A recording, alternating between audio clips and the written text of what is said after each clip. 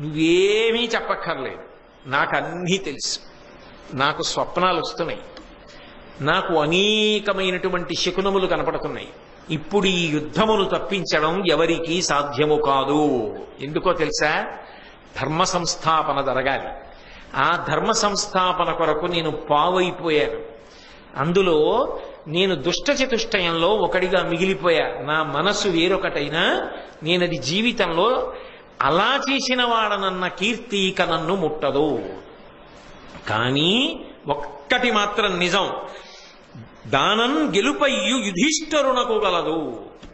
ఆ యుద్ధంలో ఖచ్చితంగా గెలిచేటటువంటి వాడు మాత్రం ధర్మరాజు గారే, అందులో సందేహం లేదు. నేను చెప్తున్నా కృష్ణ, ఎరుగుదు నీవు చెప్పగానేమిటికి, నువ్వు చెప్పక్కర్లేదు కృష్ణ, నాకు తెలుసు ధర్మం ఎక్కడుంటుందో అక్కడ నువ్వు ఉంటావు, నువ్వు ఎక్కడుంటుందో అక్కడ గెలుపుంటుంది. కాబట్టి